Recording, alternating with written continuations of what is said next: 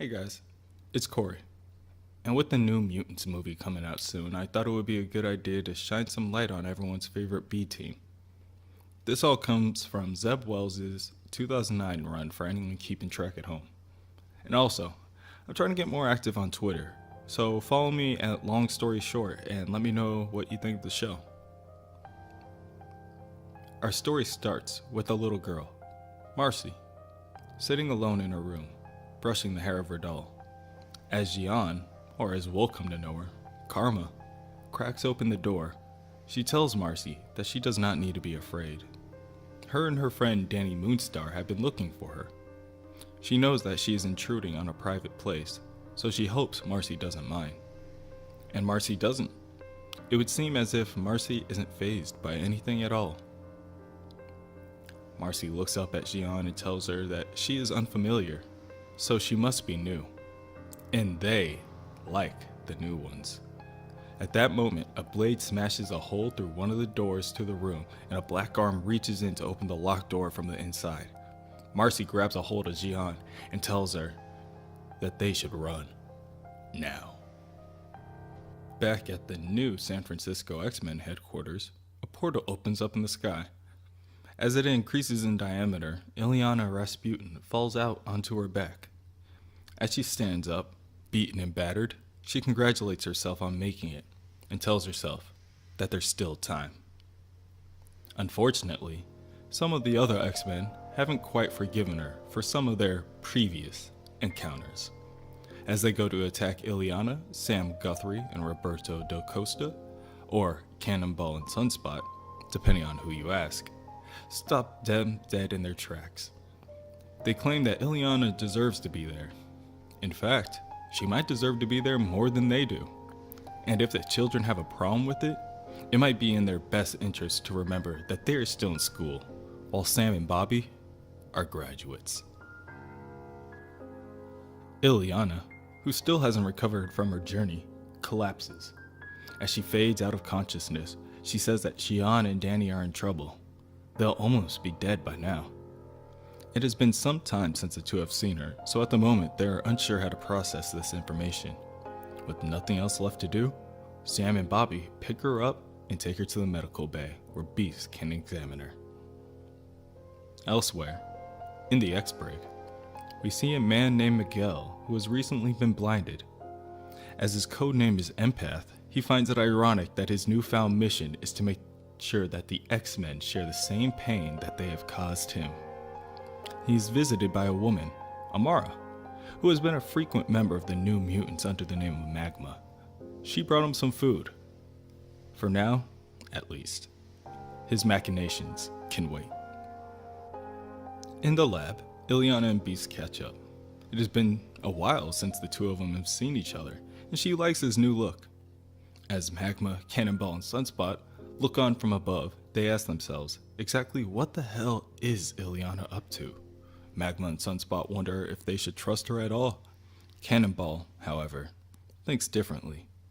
As he puts it, there is no thinking to it. If any member of the New Mutants at any time needs his help, he will be there. So Sam goes to Cyclops' office to request to go on a mission to see exactly what Illyana is talking about.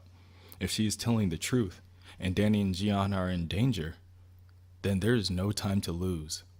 Cyclops approves of the mission, not because he trusts Illyana, but because he trusts Sam. Before Sam leaves Cyclops, leaves him with a little bit of advice. The mark of a good leader isn't personality, tactics, or training. It's making sure you do everything in your power to get the people back home alive. While they're on the X-Wing, en route to their mission, Magik strikes up a conversation with Amara, who is sitting across from her. She believes that they are heading in the right direction. Amara, who is still skeptical on Illyana's intentions, asks her how she knows where Danny and Jian are in the first place. Illyana tells Amara that it was her, in fact, that told her where the two would be. In the future, Amara blamed Illyana for not being there, so now she's there. Illyana says aloud that she hopes that Amara gave her the correct information, She wasn't making much sense at the time, seeing that she had a large hole eaten through her stomach. But Ileana will try to do the best with the information that she received. But while she has her, Ileana does have a question for Amara. She asks Amara, why does she continue to visit Empath even though he has tried to kill their friends? Perhaps she is still in love with him and that's why. Well, no matter. Ileana can cure him. As Amara knows, whatever Pixie can do with her soul dagger, Ileana can undo. She did in fact consume a piece of Pixie's soul after all. As a good friend would, Magik offers her help, as long as Amara asks. But maybe this isn't what Amara wants. Maybe she likes having Empath weak and helpless. No matter. When the team touches down on the outskirts of a small town in Colorado, they decide to take a jeep in order to be more inconspicuous. Now that they have wheels under their feet, they have decided to visit the last known place of their friends in order to look for clues. As the team walks into a bar, they are met with gazes of disdain from the other patrons. Ileana, however, has stopped in her tracks. She saw the missing poster showing the girl named Marcy on it. As the others ask her about the girl, Ileana tells them that the girl is who Amara told her about in the future. She is 7 years old, and she must be very scared right now. Having her own share of childhood trauma, Ileana decides that she must go see the girl and her family. Amara, deciding that it's better that they pair off at this point, goes with Ileana. Sam, annoyed, goes inside the bar with Roberto to see if the bartender could be a potential lead. While on the way, Roberto makes a pit stop at the table nearest to him with the three ladies sitting together. Some things never change, thinks Sam, and turns to speak with the bartender. He orders a beer and asks about the whereabouts of his friends, when a large man in a cowboy hat comes up and takes the beer that Sam ordered. Not without thanking him, of course. Sam questions what's the deal with the large man, and the bartender tells him that it might be in his best interest if him and Roberto leave. He even goes as far as calling the police. Roberto, who has had no luck either, rejoins Sam at the bar and tells him that there was something off about those women. It was like they're afraid of something. Ileana and Amara make it to Marcy's house. And when they knock on the door, Marcy's parents answer. Amara, showing the poster, asks the parents if they could possibly help them by answering a few questions. Ileana, wasting no time, rushes into the house and immediately sees a few figurines above the fireplace. It was just as Amara told her. As she scurries around the house looking for any signs of the child, she makes her way to a door in the kitchen that is blocked by a stack of boxes. She immediately kicks them over and knocks the door down. Back at the bar, it seems as if it was not only the women that were afraid. The large man who took the beer and a group of men attack Cannonball and Sunspot with pipes and bats for weapons. As the two heroes go to defend themselves, they notice the barkeep is making his way to the door in the back. One large man tells him not to open the door, and for Cannonball, that is enough for him to act. He rushes down the barkeep, tearing down the door in the process. As he looks up, he cannot believe his eyes. At the house, Magma and Magik are declining the stairs into the basement when they hear a voice coming out of a metal box calling out for Magma. Magma immediately recognizes the voice as Karma's and calls in for backup from Sunspot and Cannonball. Cannonball says that it's impossible. They can't have Jian right in front of them because he's looking right at her in the back room of the bar. Karma is tied up in a chair tightly by rope, sitting there unconscious in the dark. Who knows how long she's been there?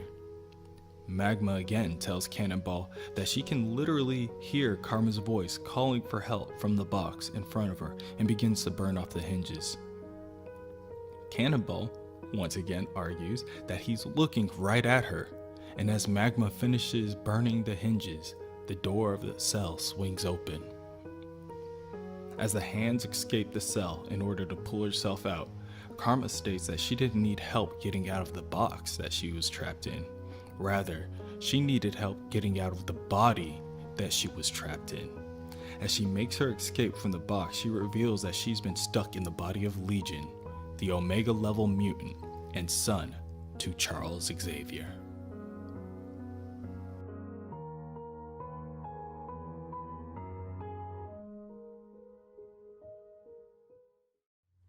Xian Koimon, currently a member of the New Mutants named Karma, is fractured into 3 pieces.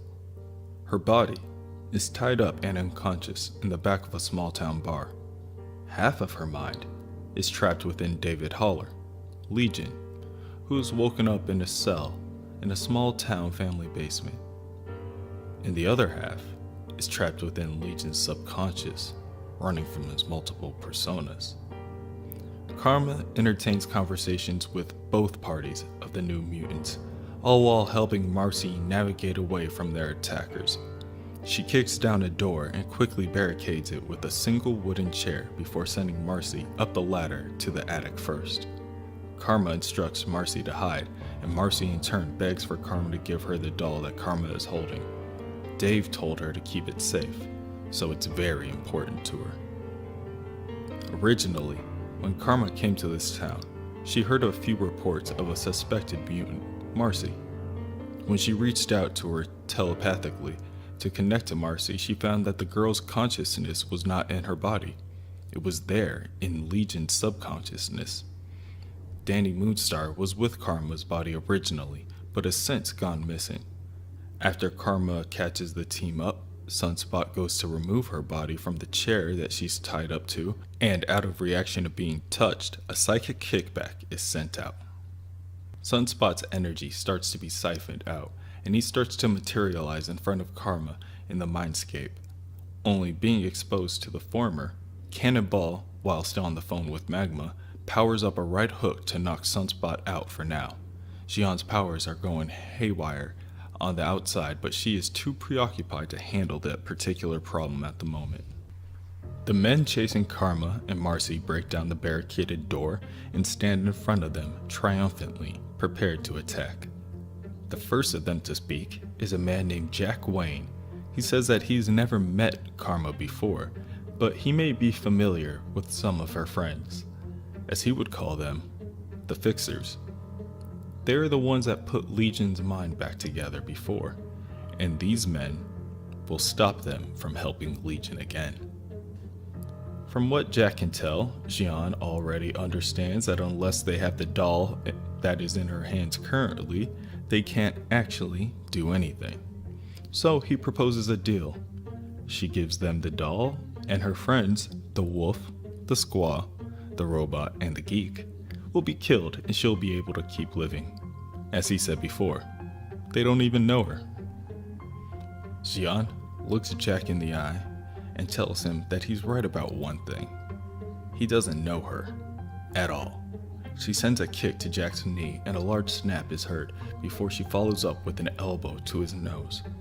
She explains to her team that these men want to kill Danny Moonstar and Rain. The other men and monsters in the room reach and claw for Xian as she struggles to hand off the doll to Marcy, all while the body of Legion convulses on the floor. Magma and Magik are horrified, and the boys are too as they watch Xian's eyes roll to the back of her head and tears roll down her face. Marcy's mother approaches the girls in the basement. A mother knows her daughter's voice, and she swears that she heard Marcy's again. She screams out for her daughter to come back to her.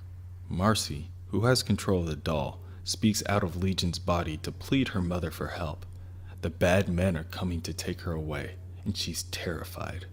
The mother believes that Magma and Magik must be the people that her daughter are warning her about and begs them to leave her daughter alone. The mother reassures Marcy that she will never let anyone take her baby away from her, and Magma tries to snap the mother out of her delirium. Magik can sympathize all she wants. The woman's daughter may be trapped in there, but so is their friend, and she isn't going to just sit back and wait. They're going to take Legion's body to Emma Frost. Now. The mother cannot handle it. They told her that people would do this. They told her that this would happen when her daughter Marcy stumbled back into town looking like a grown man. They said that her daughter must be some sort of shapeshifter, and that if the mother didn't keep her daughter locked up, that other mutants would come. And that's what she did. And yet they came anyway. She fixes her hands like claws to attack our two heroes in order to make one last stand to protect her daughter when the father reaches out to stop her. He believes that they should take it. This thing is not their daughter, and this is the best course of action. The mother asks the father if this was his doing. Did he call these mutants and bring them into their house? In the mindscape, the men have reached the attic and are closing in on Marcy, who is calling out for help. Legion's body rolls around and screams for help when the father finally relents and says that there's nothing they can do. There's no way that they can help their daughter. The father explains that these mutants will keep coming until they get what they want, so the two of them might as well give up now and hand over their daughter to the people who claim that they can help. Legion begins to choke inaudibly in the background, slowly losing consciousness. The men and monsters in the mindscape have grabbed onto her and forced the doll out of Marcy's hands. Finally, they are back in control.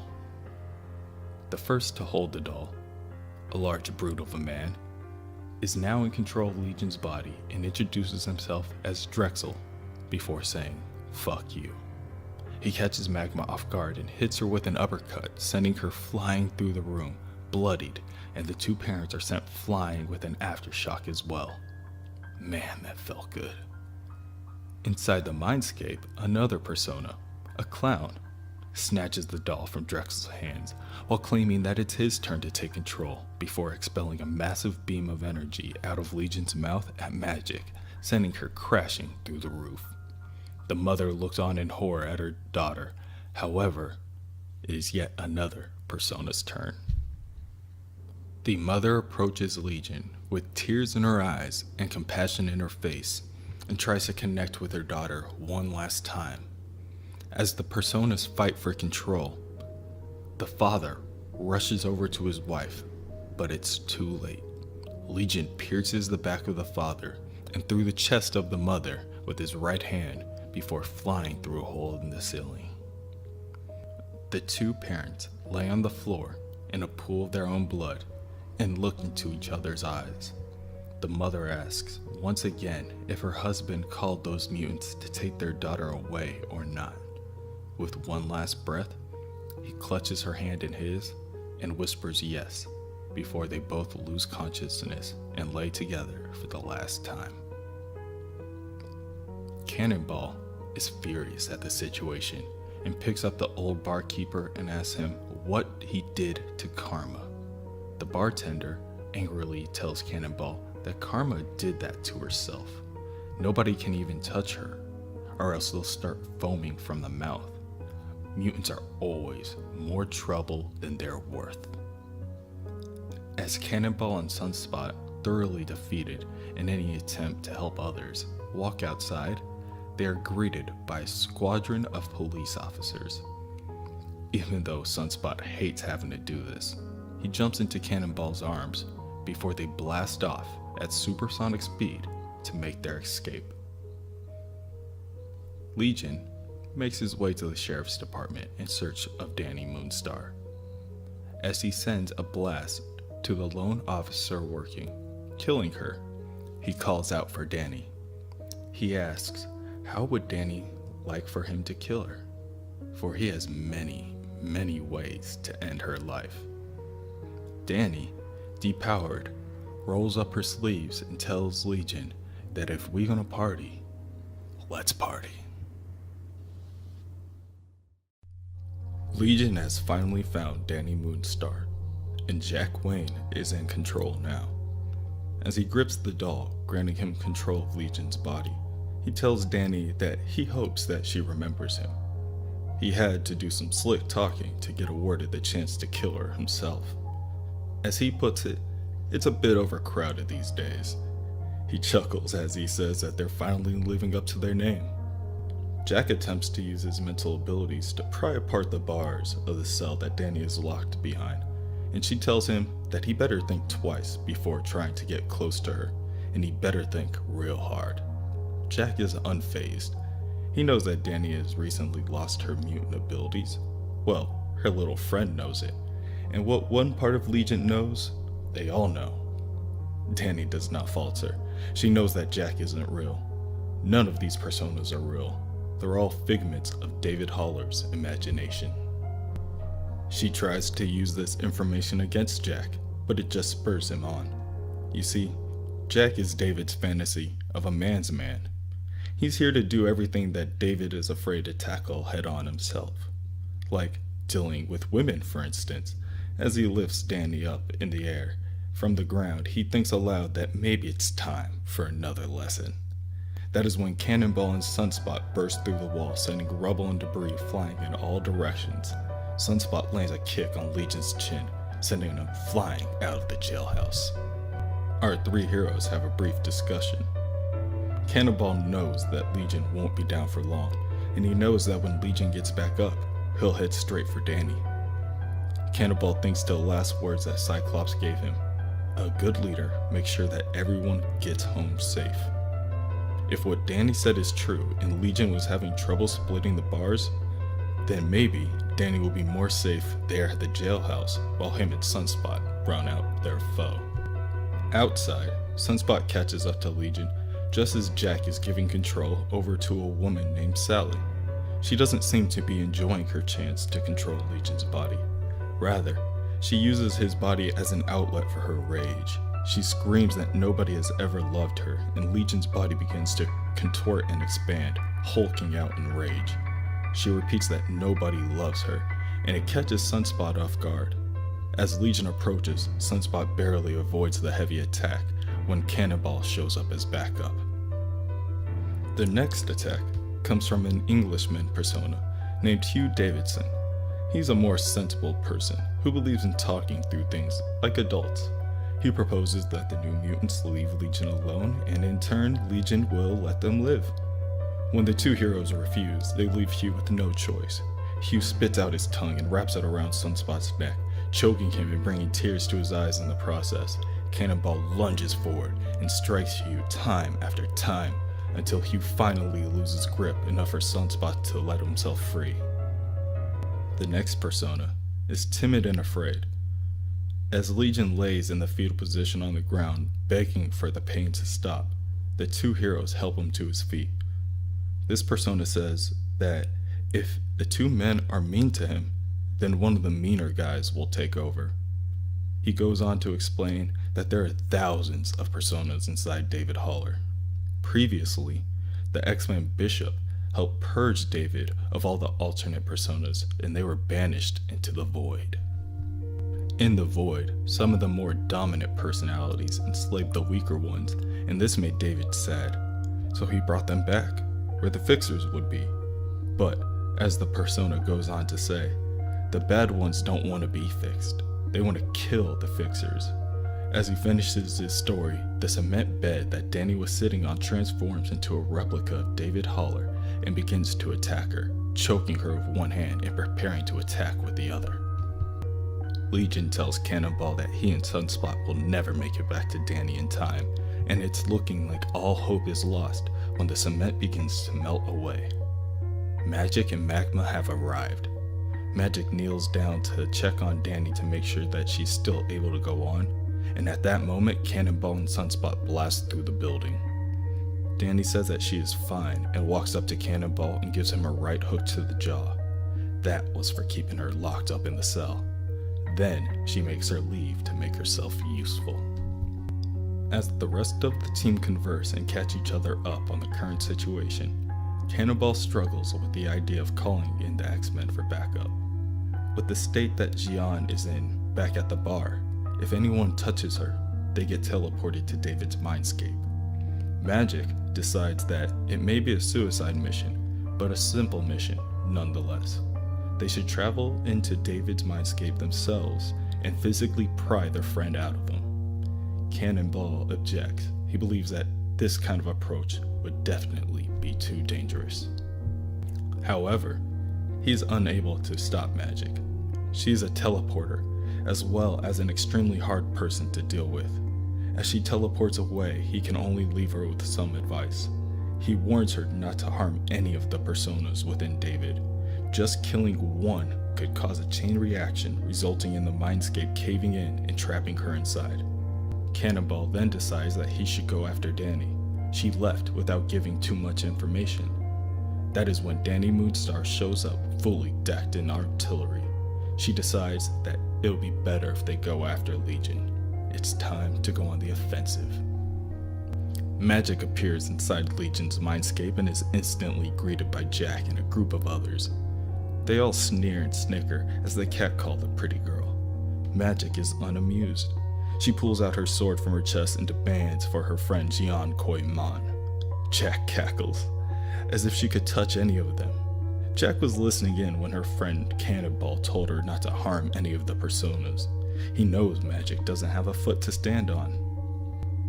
Magik smirks and says it was good that Jack was listening to Cannonball, because to tell him the truth, she wasn't really paying attention. She then proceeds to cut the personas down one by one, leaving any of the surrounding personas trembling in fear.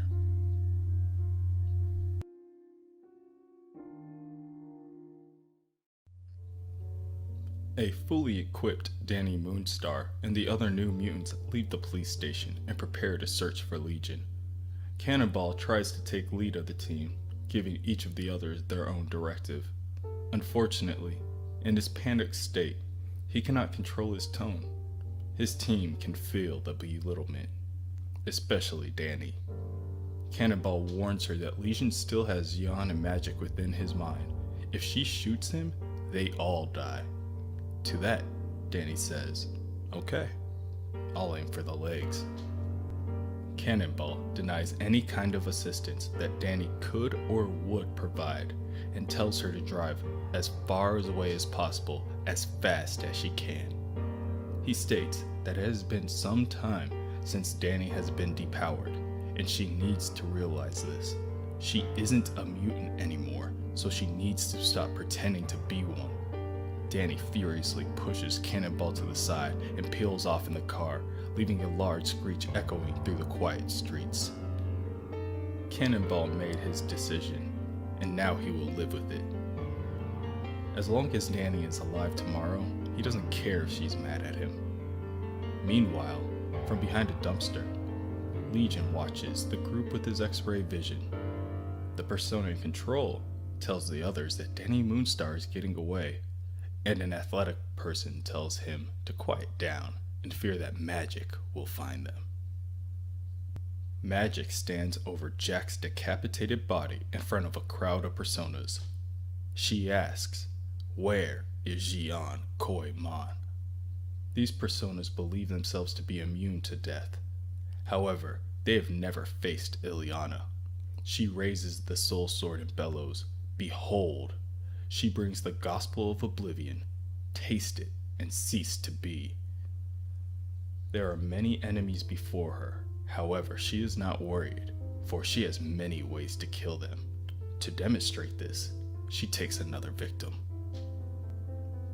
A lone persona stands up to point out the location of Danny, and Magik makes her way through the crowd of terrified people. When she is out of sight, the X-ray persona takes control of Legion and jumps from behind the dumpster. Surprise! He tells the new mutants that for what's coming up next, being able to see through things is pretty useless, and hands off the doll to the athlete. The athlete takes control and quickly dashes from one new mutant to another within a blink of an eye.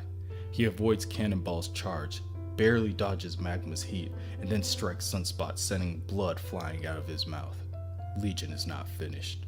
He runs over to a nearby pickup truck full with scrap metal. He then snatches a sharp piece of shrapnel and rushes back to Sunspot to slash him through his left side of his abdomen, leaving him collapsed on the floor. Cannonball, being only able to travel in a straight line, is also invulnerable when he does so. This makes him a very easy target to avoid if the opponent has enough speed. Cannonball ricochets off the gate in front of him and charges back at Legion. Magma charges in as well. She burns the ground around Legion's feet, causing him to stop in his tracks before she flies up to him and wraps her hands around his throat. Within the mindscape, Magik makes her way through thousands of personas in order to reach her destination. She finds the pod that Gian and Marcy are hiding in and knocks off the lock. Fortunately, the two are not hurt. Marcy then informs Magik that David Haller's original persona is close by, and she leads her to him. Outside, Magma is still fighting Legion, as Legion surrounds them with a ball of mud, restricting the oxygen available for Magma to burn. This causes Magma to lose control of her magma form and passes out due to lack of oxygen. Once he has the advantage, Legion grabs Magma and tosses her right through his rock-hard barrier, causing Cannonball to charge at him in a fit of rage. The three girls find David Haller in another pod near them within his mindscape. As he huddles in the fetal position in the dark corner of his prison, Marcy runs up to console him. She tells him that the bad men took her doll. Marcy then helps Legion to his feet, and David tells her that he will help them get his doll Moira back and clean this whole mess up. They look on as the horde of personas before them, and Magik leads the way. Cannonball has successfully gotten his hands on Legion. He's springing forward, fist first, in an attempt to separate and incapacitate Legion. A new persona takes control and starts to sink his fingers into Cannonball's face, attempting to meld the two enemies. Cannonball loses his concentration and crashes into the ground, giving Legion the upper hand and the opportunity to force Cannonball to collide with a car. Legion states that this small skirmish has resulted in an injury and hands off control to another persona, who states that he can heal them. As an old man in handcuffs grabs onto the Moira doll, Legion's body begins to transform into a werewolf right before Cannonball. He grabs onto Sam's head and prepares to sink his fangs into his skin when Danny Moonstar arrives, colliding the front of her car with the Beastman. Unfortunately, this crash seems to affect Danny exponentially more than it affects Legion. The Wolfman crawls from around the top of the car and rips open the door, exposing Danny. He then grabs her by the throat with his large claw and tells her that she has such a pretty face. She responds by reaching down to her side to grab a large hunting knife and sinks it into the arm of her enemy. Danny's leg was broken during the crash.